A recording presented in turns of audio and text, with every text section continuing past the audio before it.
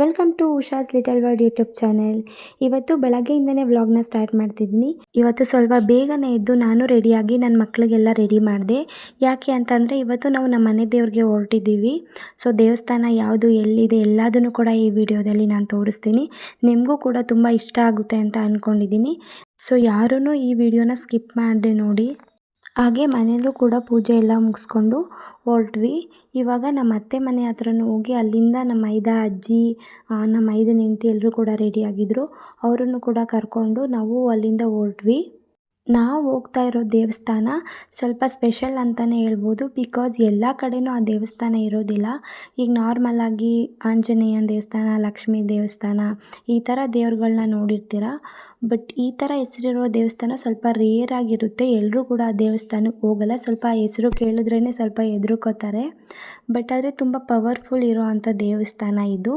ನೋಡೋಣ ಬನ್ನಿ, ತುಂಬ ಕ್ಯೂರಿಯಾಸಿಟಿಯಿಂದ ಕಾಯ್ತಾ ಇದ್ದೀರಾ. ನೋಡಿ, ಇದೇ ಆ ದೇವಸ್ಥಾನ, ಇದೇ ನಮ್ಮ ಮನೆ ದೇವರು. ಲಕ್ಷ್ಮೀ ನರಸಿಂಹ ಮತ್ತು ಗರುಡ ದೇವರು ಇರೋ ಅಂಥ ದೇವಸ್ಥಾನ ಇದು. ನೀವೆಲ್ಲ ದೇವಸ್ಥಾನದ ಮುಂದೆ ಗರುಡಗಂಬ ಸ್ಥಾಪಿಸಿರೋದನ್ನು ನೋಡಿರ್ತೀರ. ಆದರೆ ಗರುಡಗಂಬವನ್ನೇ ಪ್ರಧಾನ ದೇವರಾಗಿ ಪೂಜಿಸೋ ದೇವಾಲಯಗಳು ತುಂಬ ಕಡಿಮೆ ಸಂಖ್ಯೆಯಲ್ಲಿ ಇರುತ್ತೆ.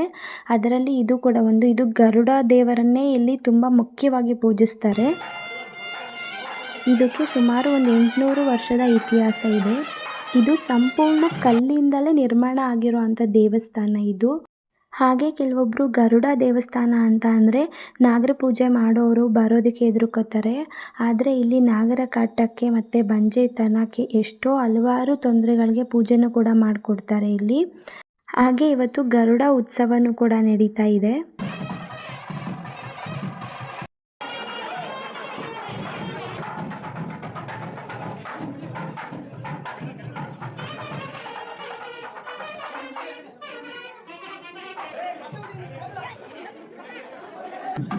ಹಾಗೆ ಪ್ರತಿ ವರ್ಷ ಮಾರ್ಚ್ ತಿಂಗಳಲ್ಲಿ ಇಲ್ಲಿ 11 ದಿನ ರಥೋತ್ಸವ ನಡೆಯುತ್ತೆ. ರಥೋತ್ಸವದ ಸಮಯದಲ್ಲಿ ಗರುಡ ಪಕ್ಷಿ ಬಂದು ರಥೋತ್ಸವದ ಪ್ರದಕ್ಷಿಣೆ ಹಾಕಿದ ಬಳಿಕನೇ ರಥವನ್ನು ಎಳೆಯೋದು. ಅಲ್ಲಿವರೆಗೂ ಕೂಡ ರಥನ ಎಳೆಯೋದಿಲ್ಲ. ಪ್ರತಿ ವರ್ಷವೂ ಕೂಡ ಪಕ್ಷಿ ಬಂದೇ ಬರುತ್ತೆ. ಅದನ್ನು ನೋಡಿದ್ರೆ ತುಂಬ ಮೈ ರೋಮಾಂಚನ ಅಂತ ಅನಿಸುತ್ತೆ. ಇವಾಗ ಗರುಡ ಉತ್ಸವನೂ ಕೂಡ ಶುರುವಾಯಿತು. ಗರುಡ ದೇವರಿಗೆ ಹಲವಾರು ಬಗೆಯ ಹೂಗಳಿಂದ ಅಲಂಕಾರನ ಮಾಡಿ ಅದರ ಮೇಲೆ ಲಕ್ಷ್ಮೀ ನರಸಿಂಹಸ್ವಾಮಿನೂ ಕೂಡ ಕೂರಿಸಿ ಇವಾಗ ಉತ್ಸವನ ಶುರು ಮಾಡ್ತಾರೆ. ಹಾಗೆ ದೇವರನ್ನು ದೇವಸ್ಥಾನದ ಒಂದು ಸುತ್ತು ಪ್ರದಕ್ಷಿಣೆನ ಹಾಕಿ ಉತ್ಸವನೂ ಕೂಡ ಮುಗಿಸ್ತಾರೆ.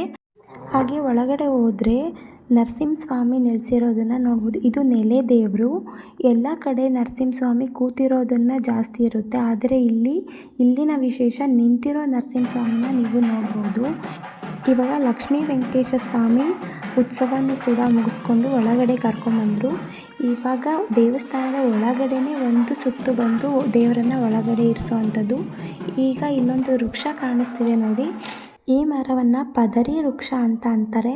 ಅಂದರೆ ಎಲಚಿ ಹಣ್ಣು ಬರುತ್ತಲ್ಲ ಆ ಮರ ಇದು. ಇದಕ್ಕೂ ಕೂಡ ತುಂಬ ಪುರಾತನ ಕಥೆ ಕೂಡ ಇದೆ.